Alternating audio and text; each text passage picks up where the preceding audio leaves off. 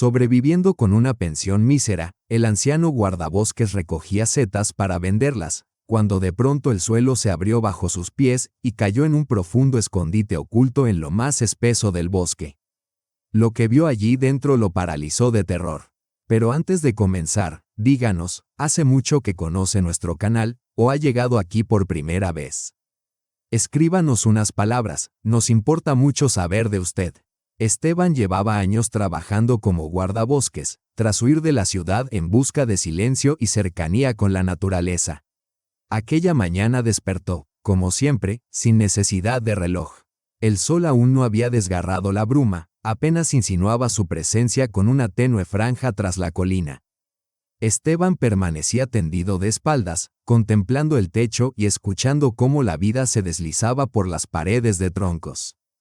Crujía la madera, chirriaba el viejo aparador en el rincón, y tras la estufa se oían los leves roces de los ratones, ya conocidos para él, como también aquella grieta junto a la puerta que se ensanchaba un poco más con cada año.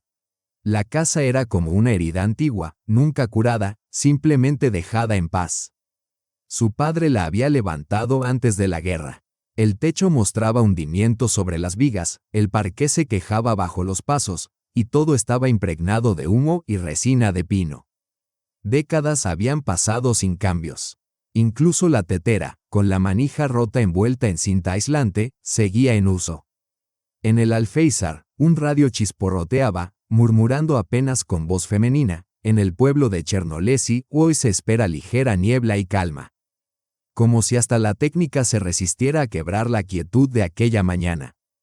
Se levantó sin prisa. El desayuno fue austero, una rebanada de pan con sal y una taza de té sin azúcar. No por enfermedad, sino porque ya se había acabado y no quería caminar hasta la tienda. En la cocina flotaba un olor a humedad, resina y algo más, vejez, tiempo detenido. Las casas vacías siempre tienen su propio aroma. Nadie acudía a él, ni él llamaba a nadie. Tras la muerte de su esposa, el hijo se había marchado y apenas escribía. Al nieto lo conocía solo por 2 fotografías, un muchacho en camiseta con letras en inglés. Los suyos se habían vuelto como sueños, confusos, difusos, uno ya no sabía si realmente existieron o solo los había soñado. A las 8 en punto salió, como de costumbre. Se puso la chaqueta acolchada, metió el termo en la bolsa y cargó el hacha al hombro. No por peligro, sino por costumbre. Encendió la radio y avisó con voz ronca pero firme. El quinto inicia la ronda. Comunicación por el canal superior. En la región lo conocían bien. No era un charlatán ni un alarmista. Hombre callado, pero si decía, escucha con atención, era mejor obedecer. El bosque lo conocía como a sí mismo, quizá más, a uno mismo se lo olvida, al bosque no. Sabía dónde había matorrales, dónde alguien solía colocar trampas, dónde brotaba el arroyo en primavera o dónde la turba y los pantanos podían tragarte. Todo lo percibía con el cuerpo. Aunque el bosque, a veces, cambiaba silenciosamente, y eso era lo que inquietaba. No había caminado ni 100 metros cuando vio a Ana. Estaba de pie junto a la verja, el abrigo mal puesto, el cabello revuelto y los ojos como los de un ave atrapada. Apretaba los dedos, conteniendo las lágrimas.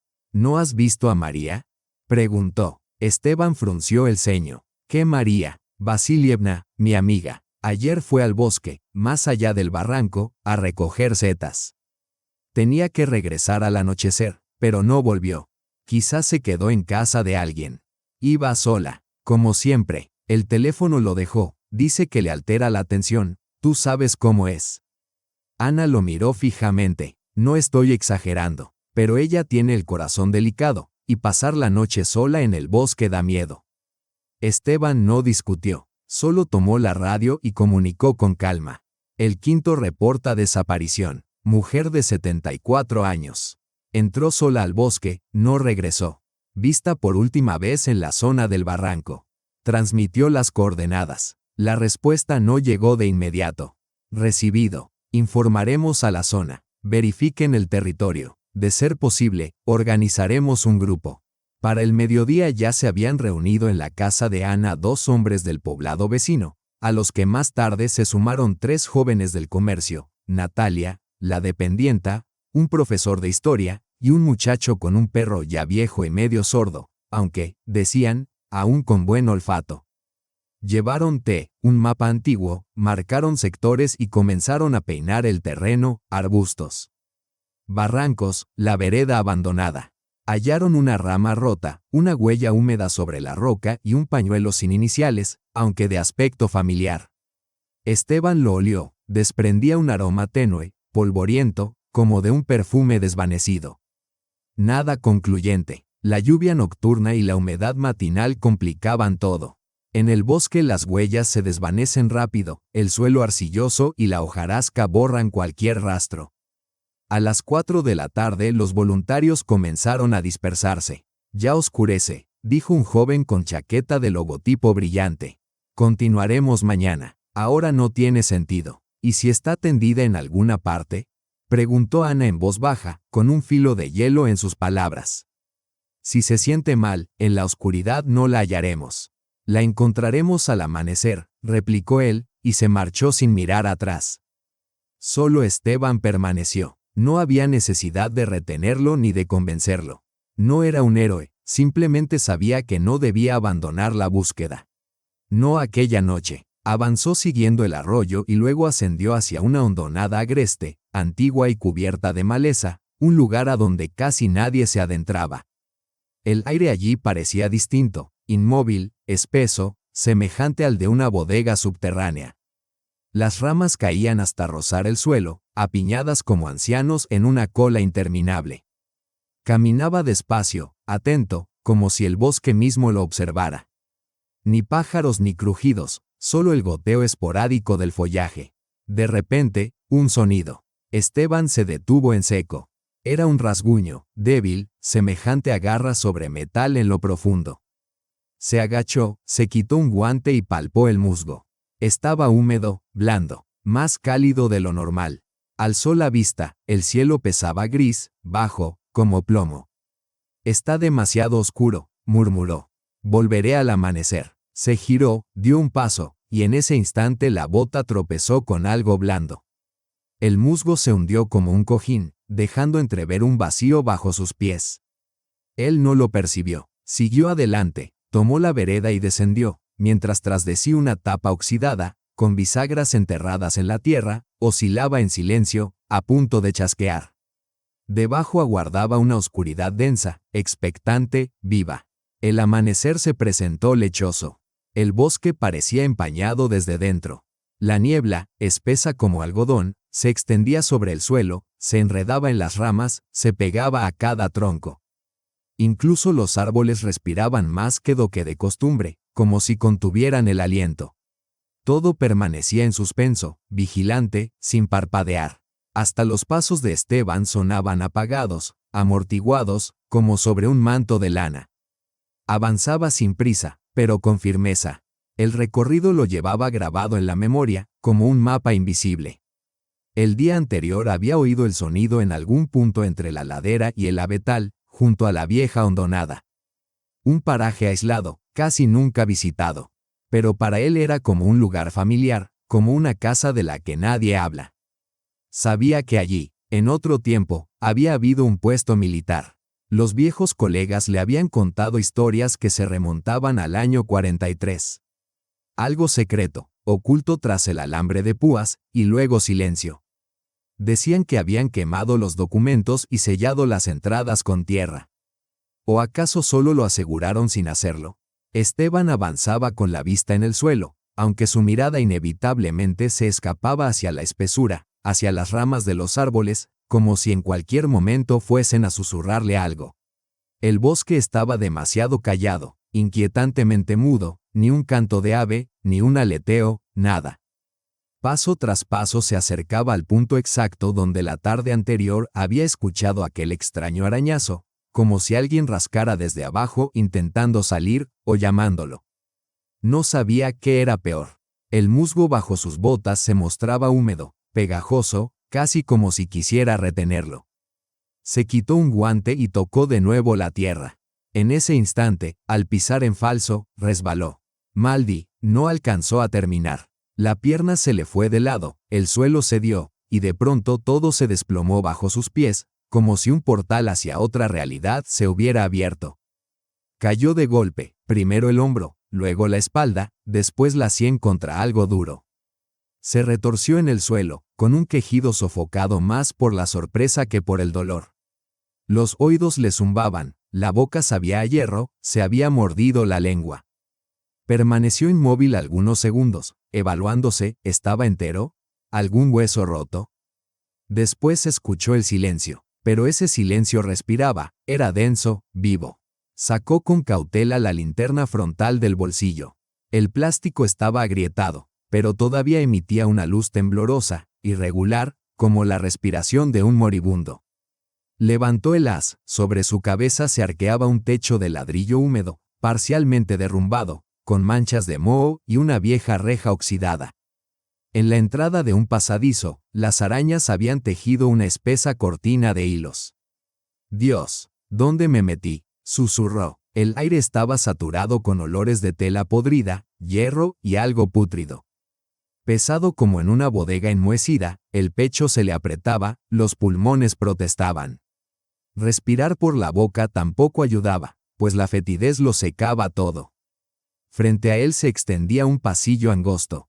Se incorporó con cuidado, la pierna respondía, aunque le dolía el costado y la sien palpitaba. Podía seguir. La pared próxima estaba firme, no se deshacía al tacto. El ladrillo era de los viejos, alargados, rojizos, de antes de la guerra. Avanzó despacio, iluminando con la linterna. El suelo era de tierra, con parches de hormigón, las paredes, cubiertas de moho, dejaban ver en algunos puntos la pintura amarilla descascarada. Sin duda, aquello había sido un almacén, una guarnición, o algo peor. A la izquierda apareció un taburete de madera, chamuscado por un costado, como si alguien hubiera intentado incendiarlo. Junto a él, un balde con restos secos de una sustancia gris, irreconocible.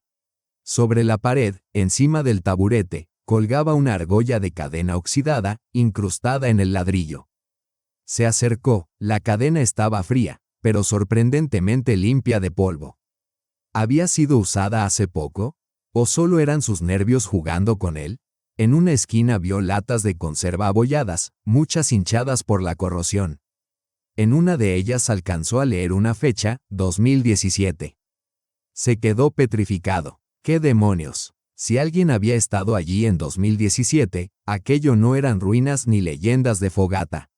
Ese lugar estaba vivo, o bien alguien vivía allí, o retenía a otros. Giró lentamente. En un rincón distinguió un trapo sucio, arrugado, como si hubiera servido para limpiar algo.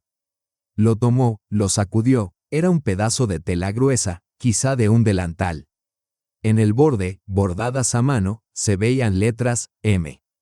La mano le tembló, se agachó sobre sus rodillas. El corazón comenzó a golpearle fuerte, no por el esfuerzo, sino por la revelación. Una voz muy antigua, nacida de la juventud. Le gritaba dentro con alarma, María Vasilievna. Él no creía en coincidencias. No allí, no de esa manera. La tela olía a humedad, pero también a algo íntimo y femenino, un jabón añejo, quizá, o el rastro de un cuerpo. La apretó contra el pecho y miró a su alrededor. La sensación era clara, alguien lo estaba observando desde la penumbra. Sin embargo, allí solo había muros y hedor. El pánico no irrumpió de golpe, se deslizó lentamente, como la niebla que invade los prados al amanecer. Primero fueron los dedos, luego las piernas, un temblor incontrolable. Esteban se dio la vuelta bruscamente, regresó al lugar del derrumbe y comenzó a trepar hacia arriba. Los dedos se le resbalaban en el musgo, las botas se hundían en la humedad. Caía, volvía a intentarlo, una y otra vez, con la sensación de que algo lo retenía por los pies, impidiéndole escapar. Cuando al fin logró salir, se desplomó sobre la hierba. Durante unos segundos permaneció tendido, mirando el cielo. Solo una sábana gris y, debajo de ella, nada. Silencio. Se incorporó, miró atrás. El boquete por donde había desaparecido ya casi estaba cubierto de musgo, como si nunca hubiera existido, como si el bosque hubiera cerrado su herida. Sacó de la mochila una bolsa hermética, depositó en ella, con sumo cuidado, como si se tratase de una prueba forense. El paño con las iniciales, la selló y la apretó contra el pecho. Caminaba deprisa, casi corriendo, respirando a sacudidas, como si quisiera expulsar de los pulmones todo lo que había inhalado allá abajo. Lo sacudía un temblor que no provenía del frío. No se detuvo en casa. Picó algo al paso, encendió la radio. Quinto al habla. Regreso. Tengo un hallazgo. Me dirijo al puesto. Conducía por el camino de grava aferrado al volante hasta emblanquecerle los nudillos. La cabeza le retumbaba, de él emanaban olores a musgo, a humedad, a un miedo adulto, real, de esos que se olvidan después de los 40. En el bolsillo sonaba la bolsa, como si el trapo aguardara algo. Entró en la comisaría cerrando la puerta con firmeza. El ambiente olía a plástico recalentado y a café instantáneo. Tras el cristal, el agente de guardia, con una guerrera raída, jugueteaba distraídamente con el móvil. «Buenos días», murmuró Esteban, extendiendo la bolsa hermética. El policía tardó en apartar la vista de la pantalla, pero al fin tomó la bolsa con desgana, miró el trapo, las iniciales. Y encogió los hombros. Un pañuelo. Y con letras. Alguna anciana lo habrá perdido. Lo encontré en un escondite subterráneo, en el bosque, replicó Esteban. ¿En el bosque?, bufó el agente. Allí cualquiera pierde cosas. Las viejas siempre dejan caer sus pañuelos, sobre todo en temporada. No, insistió Esteban, marcando cada palabra. En un escondite, con una cadena sujeta a la pared. Con conservas. La última con fecha de 2017. Esto no es un juego. El guardia entrecerró los ojos. Volvió a mirar la bolsa, luego a Esteban, frunciendo el ceño. ¿Y qué más viste? Oscuridad, un hedor insoportable. Vaciló un instante. Ese lugar no surge por accidente. Casi no salgo de allí. Era una fosa profunda. Nadie caería por azar sin quedarse atrapado. El hombre depositó la bolsa en una caja con la etiqueta para revisión. Lo registraremos, lo enviaremos. Ahora estamos con los informes de los cazadores, ya sabes. Ya iba a volver a su teléfono cuando, desde el pasillo, apareció un joven uniformado, de cabello rubio cortado al ras y mirada atenta. ¿Qué tenemos aquí?, preguntó, dirigiéndose a Esteban. Nada importante, gruñó el de guardia. El guardabosques dice que encontró un escondite. Trajo un pañuelo, de esos de abuela. Seguro que desapareció y volverá sola. El muchacho se acercó. ¿Puedo verlo? Esteban asintió. El nuevo tomó la bolsa con cuidado, como temiendo dañar la prueba. ¿Dónde exactamente lo encontró? En la ladera norte, tras la barranca, a unos 30 metros de la vieja senda de caza. Puedo mostrárselo ahora mismo. El joven reflexionó un instante. Soy Vadim, el nuevo agente de distrito. Me trasladaron hace poco. Esta noche estaré libre. Puedo pasar por su casa y vamos juntos. ¿Le parece? Bien, asintió Esteban con sequedad. Le daré las coordenadas exactas y el punto donde me hundí. Al salir de la comisaría se sintió como tras una discusión inútil, había hablado con seriedad. Pero no había obtenido nada. Solo una persona había mostrado verdadero interés. En casa apenas probó bocado. Preparó un té fuerte, se sentó a la mesa y, con calma, trazó de memoria un esquema, la viga, los puntos de referencia, los viejos avetales, la senda. Señaló el lugar donde había caído, donde estaba el taburete, donde halló el trapo. Lo anotó todo, incluso el olor, pues la memoria es frágil, pero el olfato no engaña. Al caer la tarde, llegó Vadim. Sin palabras innecesarias, sin ostentación, dejó el coche en la entrada, tomó una linterna, una chaqueta, y juntos se adentraron hacia el bosque. Este ya se sumía en el sopor del crepúsculo. El aire se volvió más frío, más húmedo. Otra vez, ni un solo pájaro, solo aquella opresión muda, semejante a la calma previa a la tormenta. Aquí, dijo Stepan, deteniéndose en la curva familiar. Aquí escuché el sonido. Y allí, donde se derrumbó el musgo.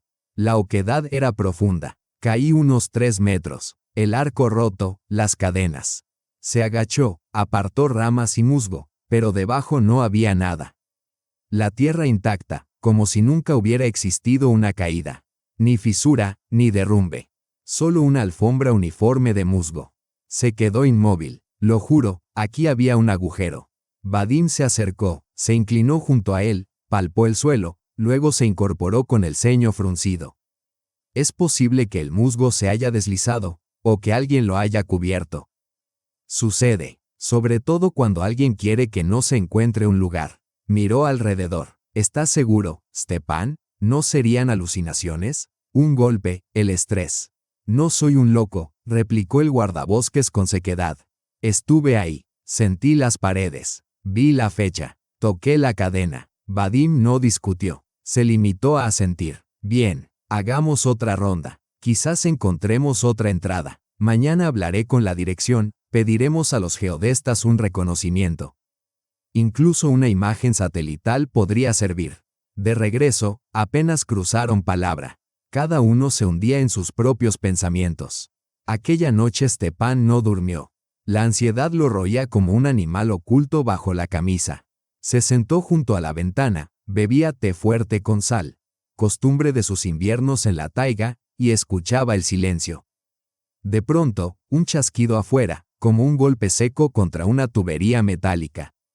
Salió al patio. Silencio. Solo una hoja pegada a la puerta del cobertizo, un trozo arrancado de cuaderno, con un garabato torpe y grueso.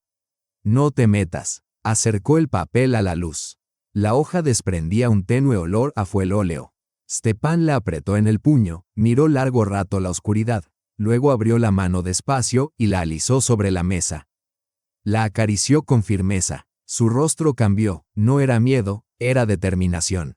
Los rasgos se endurecieron. Ya no tenía dudas, ahora se metería más a fondo. Aún estaba oscuro cuando despertó.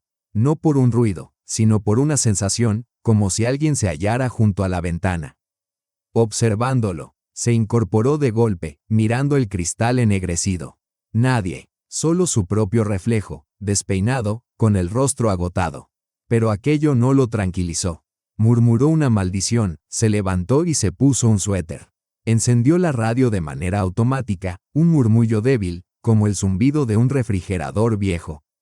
Noticias: 2 adolescentes de un distrito cercano habían desaparecido la tarde anterior. La búsqueda continuaba. Luego, lo habitual, la cosecha, las elecciones. La cotización del dólar. Apagó el aparato. 10 minutos después, mientras el agua hervía en la tetera, un recuerdo brotó de su memoria como moho que se extiende sobre una tabla podrida.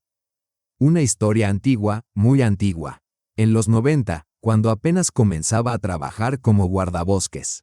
Joven, obstinado, convencido de que la vida era un camino recto, trabaja con honradez y todo saldrá bien. Y entonces ocurrió. 3 chicos desaparecieron: Kostia, Lioja y Miska. Alegres, bulliciosos. A inicios de junio se decía que habían partido al bosque con mochilas y una guitarra, queriendo dormir en tienda como en las películas.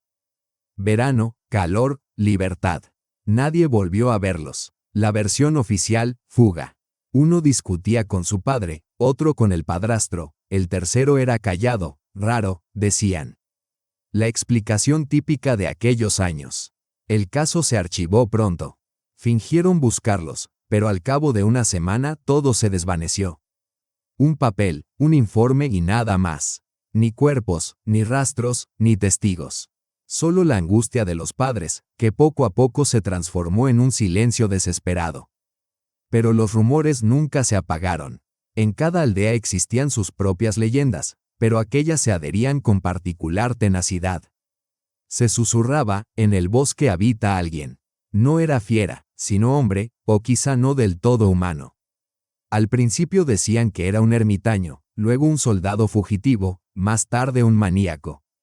Con el tiempo, dejaron incluso de hablar de ello.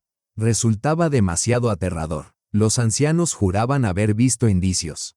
En invierno encontraban huellas en las chozas de casa, después perros muertos. Las historias se multiplicaban, aseguraban que, tras el tercer claro, en lo más profundo de la espesura, acechaba algo. Mejor no internarse allí, pues tal osadía no sería perdonada. Un viejo aseguraba haber visto a alguien avanzar sobre la nieve calzado con laptí, pero sin dejar rastro. La sombra estaba, la huella no. En aquel entonces, Stepan no lo creía y se reía. Apenas comenzaba su trabajo, lleno de racionalidad y forjado en la disciplina soviética, todo debía tener explicación. Pero ahora sus manos temblaban, y no de frío. Al mediodía visitó a Nikita Ilich, antiguo ayudante del guardabosques, ya mayor pero aún recio. Habitaba en el límite de la aldea, en una casa de techo torcido cubierto de musgo, de cuya chimenea brotaba un humo vigoroso. El propio Ilich, enjuto y fibroso, con ojos que parecían atravesar a quien miraba. Fumaba tabaco secado en el desván y bebía té en un frasco de pepinillos. Saludaba con firmeza, sin palabras innecesarias. «Oiga, Ilich», empezó Stepan, calentándose las manos en la jarra. ¿Recuerda que en el 94 desaparecieron 3 chicos? Kostia, Lioja y Miska. El anciano asintió sin parpadear. Claro que los recuerdo. Muchachos listos. Lioja siempre con la vista en el cielo, contando estrellas, Kostia, el cabecilla. Traviesos, sí, pero nobles. No como los de ahora, que solo saben de teléfonos y cerveza. ¿Y usted entonces qué pensó? ¿Qué les ocurrió? Ilich aspiró hondo. El humo salió espeso, acre. Luego exhaló y respondió. Entonces se guardaba silencio, pero se pensaba de todo. Unos decían que los atropelló un coche y los enterraron, otros, que se marcharon a Moscú y se perdieron. Pero yo sabía que no habían ido más allá del acantilado. Allí desaparecieron. Nada de eso fue casual. Calló un instante y añadió. ¿Recuerda lo que solían decir? En el bosque habita alguien. El abuelo Yegor juraba haber visto huellas de Laptí en la nieve, la sombra existía, la pisada no. Contaba que era algo terrible, no humano. Stepan bebió el té en silencio, agradeció y dijo que daría un paseo hasta el acantilado. Quería revisar el sendero. No estaba lejos, pero la senda parecía resistirse. Los arbustos se enganchaban en la ropa, la tierra se hundía bajo las botas, el aire se volvía más denso. Las aves callaban, las ramas no se agitaban, todo el bosque parecía contener el aliento. Llegó hasta la roca, un enorme peñasco cubierto de musgo que conocía desde joven. Antes le había parecido eterno e indiferente, ahora, en cambio, lo observaba con fijeza. Se agachó y pasó la mano sobre su superficie. Al principio nada, pero bajo la capa de barro y polvo, en lo más bajo, surgieron las letras KLMM. Y más abajo, apenas visible, una delgada inscripción arañada, estuvimos aquí. Se quedó inmóvil, se incorporó lentamente y miró alrededor. Los árboles permanecían silenciosos, testigos y jueces a la vez. Ni viento ni crujido alguno. ¿Cómo era posible que nadie hubiera hallado aquello antes? ¿O acaso lo encontraron y callaron? Emprendió el regreso, paso a paso, con lentitud. El sendero se alargaba, el bosque se espesaba, como si se opusiera, como si no quisiera soltarlo. Y de pronto se detuvo. Alguien estaba cerca. No eran pasos ni ruidos, sino una certeza, como si respiraran sobre su nuca, como si lo miraran fijamente. Invisible, pero insistente, desde detrás de los árboles. Él se giró bruscamente. Vacío. Sal, si eres hombre. Rugió. La voz sonó apagada, quebrándose en la última palabra. Silencio. A lo lejos, una bandada de pájaros alzó el vuelo con un grito áspero. Luego, otra vez, quietud. Permaneció de pie, atento. El bosque, implacable, como un muro de hormigón, ni respuesta, ni crujido, ni rastro de vida. Se volvió y echó a andar. Sin embargo, cada crujido a sus espaldas parecía un paso, cada movimiento de las ramas, una mirada. Y aunque nada sucedía, el miedo lo acompañaba. Callado, cercano, rozándolo sin tocarlo. Fue entonces cuando, por primera vez en muchos años, Stepan lamentó no haber traído consigo la escopeta. En las afueras de la aldea, casi junto al bosque, se alzaba una casa torcida. En otro tiempo había sido hogar de una familia con 3 hijos, ahora quedaba un solo habitante. Tras la verja oxidada se extendía un patio cubierto de maleza, en la esquina, un cobertizo semiderruido al que el viento había arrancado media techumbre. A un lado, un viejo huerto de cerezos, salvaje y sombrío. En las noches ventosas, sus ramas rechinaban como columpios oxidados. Era la casa de Platón. El anciano vivía solo, huraño, enemigo de las palabras. Ni esposa, ni nietos, ni visitas. Apenas se dejaba ver en la tienda. Una vez al mes compraba todo de golpe: granos, conservas, fósforos, sal, pan envasado, y regresaba con un carro de ruedas. Evitaba las conversaciones, esquivaba las miradas, respondía con monosílabos o simplemente con un ademán de fastidio. Cuando, un par de años atrás, se le incendió la sauna, nadie lo supo. Él mismo sofocó las llamas con cubos de agua antes de que llegaran los bomberos, sin pedir ayuda a nadie. Una vecina comentó en cierta ocasión que, de noche, de su chimenea salía un humo negro con un hedor antinatural, como de carne quemada. Stepan lo había tomado por simple excentricidad. En los pueblos siempre hay alguien extraño, alguien que no encaja. Pero tras la desaparición de Vadim y el hallazgo del escondite, empezó a sospechar: los verdaderamente inquietantes no eran los ruidosos, sino los que resultaban demasiado silenciosos. Y Platón era silencio en estado puro, espeso y absoluto. Stepan decidió pasar a saludarlo, solo para sí mismo, como prueba. En su mente ya se había inventado un pretexto: iba de camino, y quiso preguntar si había visto algo aquella noche. Al fin y al cabo, vivían casi pared con pared. Golpeó la cancela, chirrió con un lamento largo, metálico. En el porche no había nadie. La puerta de la casa cerrada, las cortinas inmóviles. Ningún paso, ninguna respiración, ni el menor signo de vida, aunque un hilo de humo ascendía de la chimenea. Rodeó la casa. Tras ella, el cobertizo ennegrecido, con tablas arrancadas en la base, pero con una puerta sólida. En ella colgaba un candado nuevo, reluciente, sin óxido ni descascaraduras, como recién comprado. Brillaba débilmente en la penumbra, mientras de la chimenea escapaba un humo ligero, casi imperceptible, pero con un olor denso. Dulzón y amargo a la vez, que se aferraba a las fosas nasales. Stepan comprendió al instante: no era leña, ni basura. Era grasa quemada, animal, o, siendo honesto consigo mismo, humana. El hedor de la carne devorada por el fuego. Se quedó inmóvil, escuchó. Dentro reinaba un silencio absoluto, salvo un chasquido en la chimenea, semejante al crujir de un hueso al partirse en la hoguera. Permaneció unos segundos más y luego, en puntillas, se retiró. Esa noche se sentó junto a la ventana, sin encender la luz. Tenía a mano unos viejos prismáticos, regalo de su hermano, con los que habían cazado antes del servicio militar. Las lentes, opacas, pero aún fiables. A través de ellas vigilaba la casa de Platón. Exactamente a las 21:03, la puerta se abrió. Platón salió con calma, como si supiera que nadie lo observaba. Vestía chaqueta oscura, gorro con orejeras y llevaba a la espalda una mochila, la misma con la que en otros tiempos salía de cacería. En las manos, nada, ni bastón, ni linterna. Solo él y su sombra. Cerró la puerta, aseguró el candado, guardó la llave en el bolsillo y se encaminó sin prisa hacia el bosque. Stepan esperó medio minuto y salió tras él.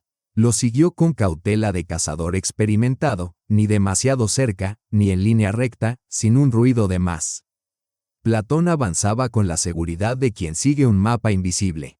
Atravesó los viejos avetales, cruzó un arroyo y se internó en un sendero secreto, conocido únicamente por los habitantes más antiguos de la región. A unos 500 metros se detuvo frente a una colina. Donde antes reinaban las ortigas, ahora solo quedaban musgo y tierra ennegrecida. El anciano se detuvo, observó con calma cada movimiento medido y preciso. Con un gesto firme extrajo de la tierra una palanca metálica. Stepan apenas contuvo un jadeo, era una compuerta. Una puerta de hierro, casi invisible bajo la maleza. Platón se quitó un guante, introdujo una llave en la cerradura y la giró. Se oyó un chasquido. La puerta se entreabrió. Platón se inclinó y desapareció como si la tierra misma lo hubiera engullido. Stepan quedó petrificado. No era un búnker de guerra ni un viejo almacén, era una instalación reciente, moderna. Una puerta con cerradura codificada, un sistema de ventilación a un lado. Toda la estructura revelaba mantenimiento constante, alguien la cuidaba. Stepan dio un paso adelante justo cuando un viento súbito azotó el lugar. Las ramas crujieron, el musgo tembló, y todo el bosque pareció resistirse. Como si intentara detenerlo, la luna se escondió tras las nubes. Cuando llegó hasta la puerta, esta ya estaba cerrada, como si nunca se hubiese abierto. Solo quedaba la huella casi imperceptible de una bota en el musgo, la marca de Platón. Stepan tocó la manilla. Estaba helada, nueva, impregnada de olor a aceite mecánico. El metal vibró suavemente, como si reconociera al intruso. Retrocedió un paso, luego otro. Después giró bruscamente y se alejó con rapidez, casi corriendo. Hasta llegar a su casa. Solo en el umbral de su portón se permitió detenerse. Su respiración era entrecortada. Ya en el interior, se sentó frente a la mesa, sacó un cuaderno y garabateó. Platón, puerta de hierro, colina tras el tercer barranco. Mochila, hora 2:17, olor a grasa, candado en el granero. Encerró las palabras en un círculo y alzó la vista hacia la ventana. El bosque permanecía oscuro y en apariencia apacible, pero en su interior el miedo había mutado en algo más profundo. Aquella noche no era simplemente oscura, era una sombra cerrada, un capuchón negro tendido sobre la aldea. No brillaba un solo farol. Solo el roce de la hierba, el crujido aislado de ramas bajo sus pasos y su propia respiración amplificada por el silencio. Todo parecía contenerse. Hasta los árboles, inmóviles, rehusaban ser testigos. De nuevo frente a la colina, Stepan apretaba una barra de hierro con los dedos entumecidos por la tensión. No temblaba por miedo, sino por una rabia impregnada de desesperación. Había dejado de esperar ayuda, no confiaría más en la policía, en informes o palabras vacías. Ya no, miró alrededor por última vez. Silencio absoluto. Hundió la palanca bajo la tapa del acceso y, flexionando el cuerpo, descargó toda su fuerza. El metal chirrió sordamente, como si se resistiera. El candado crujió y cedió como un hueso fracturado. La tapa se levantó y de su interior brotó un aliento denso, humedad de cemento, aceite rancio, hierro oxidado y algo más. Un hedor viscoso, pútrido, como si el miedo mismo poseyera un olor. Stepan tragó saliva, respiró hondo como un soldado antes del asalto y descendió. El túnel era estrecho, semejante a las entrañas de un animal. Las paredes de hormigón, lisas pero desconchadas en lugares, mostraban un cuidado evidente. Todo funcionaba. Lámparas amarillas colgaban del techo, no brillantes, pero nuevas. Alguien las mantenía. El lugar estaba ordenado, sin polvo ni telarañas, sin la huella del abandono. El espacio recordaba el despacho clínico de un patólogo.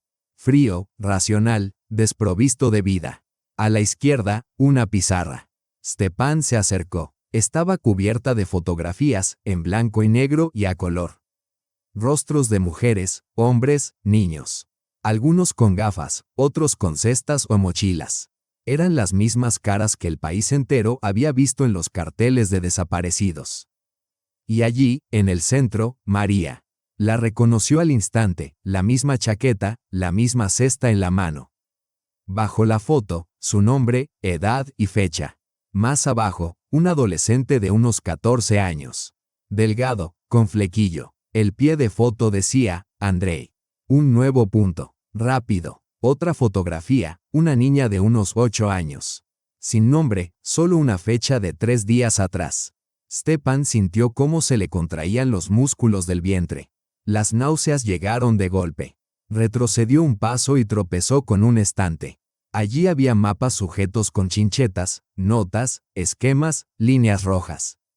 Inscripciones, intercepción, zona conveniente, recolectores de setas, sector lejano. Todo parecía un tablero de estrategia.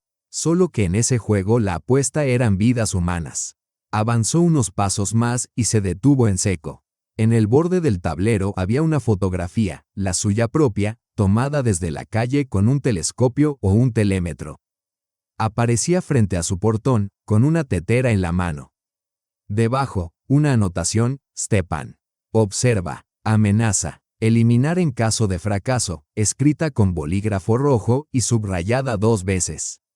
La fecha era de ayer. Retrocedió, golpeándose contra un soporte metálico. El impacto resonó en su pecho como un disparo. Detrás, un paso. Pesado, firme. Luego otro. Y otro más. Se giró bruscamente. En el pasillo, una sombra alargada, alta como el perfil de un pino. En la mano sostenía una barra o una tubería. El rostro permanecía oculto, solo un contorno silencioso. ¿Quién demonios eres?, exhaló Stepan. No hubo respuesta. Se lanzó hacia la izquierda. El corredor era estrecho, la luz parpadeaba, las lámparas crepitaban. Las paredes parecían cerrarse, como en una pesadilla sin salida. Tras él, pasos, no apresurados. Aquel hombre no tenía prisa.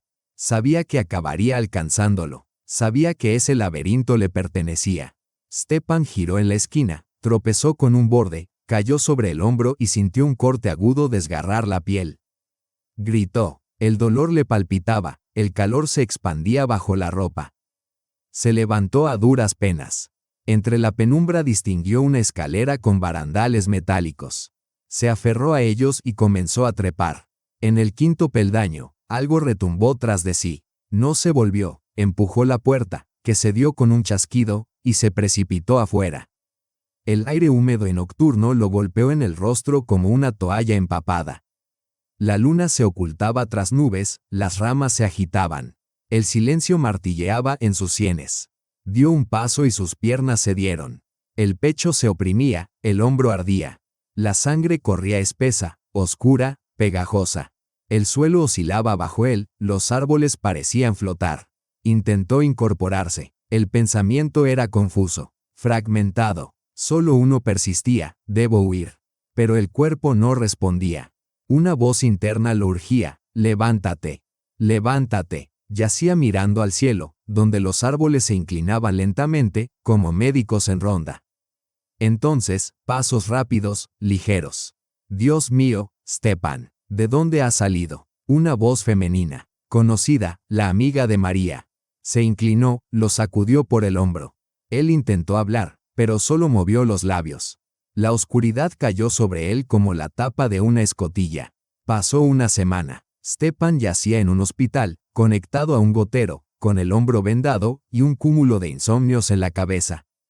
Recordaba todo, cada paso, cada segundo en que creyó no salir con vida. Y la voz femenina al final: ¿de dónde ha salido? Como si lo hubieran devuelto solo para que aún cumpliera con algo pendiente. Tuvo suerte, dijo el médico. Un poco más y el desenlace habría sido otro. Pero Stepan no pensaba en su cuerpo, ese sanaría. Lo que no cicatrizaba estaba en su mente. Aquellas paredes de hormigón, las fotografías, las inscripciones, y su propio rostro entre ellas. La policía reaccionó con frialdad. Fueron, revisaron la herida, tomaron declaración. Stepan habló de las fotos, de los mapas, del escondite en el bosque. Pero cuando acudieron a las coordenadas, no había puerta, ni ventilación, ni huellas. Todo estaba cubierto, aplanado, como si un bulldozer hubiera borrado el montículo entero.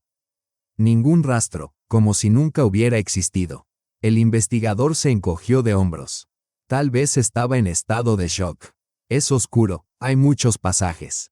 Pasa. Allí había fotos, replicó Stepan, apretando la sábana hasta blanquear los nudillos. De mí, de María, de aquel niño de flequillo. Y había una puerta. Bajé, lo vi todo. Sin imágenes, sin cámaras, sin testigos, no puedo hacer nada, respondió con cansancio el agente. Bastantes problemas tenemos ya. ¿Y Vadim?, preguntó. Él estuvo conmigo. Estuvimos juntos en el lugar. Escuchó, vio. El investigador suspiró, mirando por la ventana. El agente Vadim fue trasladado. Lo enviaron a la jefatura regional. Por motivos de servicio, ahora es imposible localizarlo. Stepan sintió cómo su mente comenzaba a resquebrajarse, como una tabla hendida que se parte en dos. Todo resultaba demasiado limpio, demasiado conveniente, demasiado oportuno, como si alguien lo hubiera preparado de antemano o hubiera sabido que él aparecería. Le dieron el alta al tercer día. Pasaba las horas en casa, sentado frente a la ventana. Ni el bosque ni las calles eran ya los mismos. Todo parecía un decorado, y tras él alguien observaba, alguien vivo, cada vez más cerca. Y entonces desapareció un niño de 12 años de la aldea vecina. Había salido por la mañana a pasear en bicicleta, al anochecer no regresó. La bicicleta apareció entre los arbustos, junto al sendero. Más allá, nada, ni huellas, ni ruidos, ni olores. Como tragado por la tierra. Los padres llamaron a la radio, a la alcaldía, a la policía. La respuesta fue siempre la misma: se está llevando a cabo una investigación. Stepan lo oyó por la radio a la mañana siguiente, sentado en casa, con el hombro aún ceñido por un vendaje. Apretó la taza de té ya frío, se levantó y se acercó a la ventana. Todo seguía igual, los mismos árboles, el mismo aire. Solo que ahora cada árbol parecía espiar, vigilar y aguardar. Ya no podía callar, ni ante sí mismo ni ante los demás. No se trataba solo de haber sobrevivido. Le habían dado una oportunidad. Y si él se retiraba ahora, la siguiente víctima sería otro, un niño, una mujer o alguien que, como Vadim, confiara y desapareciera. Lo invitaron a un programa local de televisión, modesto, casi amateur, con micrófono abierto. Allí la gente solía quejarse de las calles, de la luz, de los funcionarios. La presentadora, una mujer sonriente de mirada cansada pero firme, lo escuchó. Cuando Stepan declaró que estaba dispuesto a hablar, ella dejó a un lado el guión y asintió. Solo sea directo, Stepan Mikhailovich, sin exaltaciones. Dé hechos, para que no lo censuren. Los daré, respondió él. Se sentó en el directo con el hombro vendado y la voz áspera por las noches sin dormir. Pero sus palabras fueron claras, el tono sereno. Sabía que era su única oportunidad. Hace un mes desapareció la señora María Vasilievna. Después, el agente Vadim. Ahora, el niño. Yo encontré en el bosque un escondite. Una sala subterránea, moderna, con mapas. Con fotografías. Entre ellas estaba la mía. Me vigilaban. Solo sobreviví de milagro. ¿Quién cree usted que está detrás de todo esto?, preguntó la presentadora, incorporándose. Él miró fijamente a la cámara. Platón Selivanov. Vive en las afueras del pueblo. Solo. Yo mismo lo vi abrir una entrada camuflada bajo tierra. Lo vi entrar allí con una mochila. Voy a dar las coordenadas. Pronunció las cifras con precisión, repitiéndolas despacio para que todos pudieran anotarlas. Si me ocurre algo después de esta emisión, búsquenlo allí. No esperen sanciones. No esperen cuerpos. En el estudio cayó un silencio denso. La presentadora apretó los labios y asintió. En su mirada apareció algo nuevo, tal vez inquietud. Gracias. Esperamos que las autoridades. No alcanzó a terminar. Sonó un teléfono. En directo. Stepan miró la pantalla, número desconocido. No quería temblar, pero temblaba. La voz era masculina, fría, sin acento, tranquila, como quien lee en voz alta una lista de compras. Acaba de firmar su sentencia. Un chasquido. La línea muerta. Él sostuvo el auricular unos segundos más, como esperando oír algo distinto. Pero solo quedó el zumbido del vacío. El golpe de su corazón ahogaba todo. Es él, susurró la presentadora. Sí, respondió Stepan, dejando el teléfono sobre la mesa y apagándolo con lentitud, como quien cierra una última puerta. Aquella noche, en su patio, se rompió la cadena del perro. La misma cuerda que él mismo había reforzado apenas una semana atrás. Nueva, resistente, se desgarró justo en un eslabón. No sabía que el asesino ya había abandonado las sombras, que en la oscuridad había abierto el candado del cobertizo, probado el filo de la herramienta y preparado, bajo tierra, una nueva estancia. Para él, el desenlace de aquel silencio apenas comenzaba. La noticia se propagó con rapidez. Tras la emisión junto a Stepan, empezaron a hablar de él, primero en el vecindario, luego en toda la región. Al día siguiente lo convocaron, no a la comisaría de barrio, sino al comité de instrucción. Hombres con trajes, carpetas y semblantes graves. Él relató todo con precisión, sin emociones, frío, como un cirujano antes de la operación. El investigador, Un joven ligeramente calvo de apellido Perov lo escuchaba con atención, sin interrumpir, levantando la vista únicamente cuando se mencionaban coordenadas o escondites. Todo concuerda, dijo al fin. Teníamos expedientes sobre desapariciones de adolescentes en esta zona desde hace 5 años, pero carecíamos de pistas. Usted nos las ha dado. Stepan no asintió, estaba demasiado cansado para hacerlo. Sentía que por dentro todo ya se había consumido. Estamos preparando una operación, anunció Perov. Una emboscada. Usted será el señuelo. Stepan esbozó una sonrisa amarga. Era cómodo, sí, y peligroso, pero él era la única presa a la que el asesino probablemente respondería. El criminal observaba, acechaba. Estaría allí, ellos, cerca. Esa misma tarde, en los noticieros apareció un fragmento. El guardabosque Stepan Mikhailovich, a pesar de las amenazas, ha regresado a su hogar y continúa con la búsqueda de pruebas perdidas. La cámara lo mostraba de perfil, avanzando por el borde del bosque, una mochila al hombro y un farol en la mano. La operación comenzó de noche. Una furgoneta policial aguardaba a 1 kilómetro de la colina. En los arbustos, 2 agentes con visores térmicos, otro, dentro de un radio de 100 metros. Todo cronometrado al detalle. Stepan avanzó despacio hacia la colina. El bosque guardaba silencio, solo el crujir de sus pasos y el silbido del viento, como si alguien respirara tras él. Se detuvo justo donde se presumía la entrada, allí donde estaba la trampilla. Dejó la mochila en el suelo y encendió la linterna. El haz rasgó la oscuridad, barriendo tierra, musgo y troncos. Pasaron 10 minutos, luego 15. De pronto, un susurro detrás. Stepan se giró. De las sombras emergía una figura, no un anciano, sino un joven alto, delgado. Llevaba gorra, capa, el cabello largo, en la mano, un tubo de hierro. Tú, murmuró Stepan. Lo han echado todo a perder, respondió el muchacho. Su voz no era histérica ni colérica, sino serena, casi fatigada. ¿Eras tú? Stepan retrocedió un paso. ¿Todo este tiempo? ¿Cuántos años tienes? 26, contestó sin vacilar. Siempre he vivido aquí. Nací bajo tierra. Mi padre me sacaba solo de noche, y después permanecí allí del todo, porque aquí arriba todo es inmundicia. Porque ustedes son inmundos. No oyen al bosque. ¿Dónde está el niño? El joven esbozó una leve sonrisa. Allí, escuchando. Pronto comprenderá. ¿Y María? Él inclinó la cabeza, como si atendiera a voces dentro de su propia mente.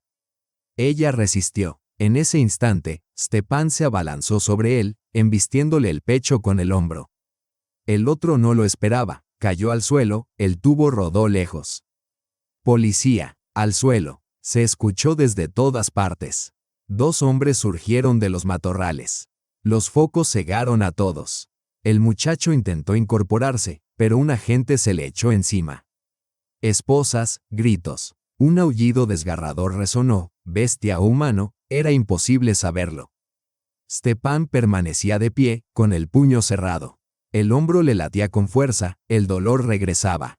La sangre goteaba en la tierra.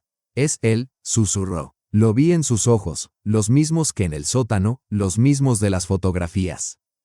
Perov se acercó al detenido. ¿Quién es? ¿Un hijo? Sí, respondió Stepan. ¿Y el anciano? Su tapadera. Sabía todo, lo alimentaba, lo sacaba afuera, pero nunca mataba. Todo lo hizo este hijo. El joven, con las esposas puestas, solo sonrió con ironía, la sangre en los labios. El bosque es más sabio que todos ustedes. Él me protege, él los devorará a todos. Stepan escupió a sus pies. En la ambulancia estaba sentado, envuelto en una manta térmica. Le habían curado el hombro. Decían que sufría un shock, que la presión le subía y bajaba. El médico anotaba algo en su libreta, pero Stepan no escuchaba. Su mirada estaba fija en el bosque. Todo parecía igual que antes, los mismos árboles, las mismas sombras. Sin embargo, ahora sabía que alguien podía nacer dentro de la oscuridad, crecer en ella, convertirse en parte de su tejido y contemplar el mundo como si fuese un blanco viviente. Alzó la vista hacia el cielo. Por primera vez en muchos días, brillaban las estrellas, y entre ellas había una que parecía parpadear. Viva, como si desde lo alto alguien hubiese estado observando todo este tiempo y, al fin, hubiese decidido intervenir. Pasó un mes. La prensa enmudeció. Los titulares cambiaron. La bestia del bosque capturada, resuelto el misterio de la desaparición, el guardabosques salva a la aldea.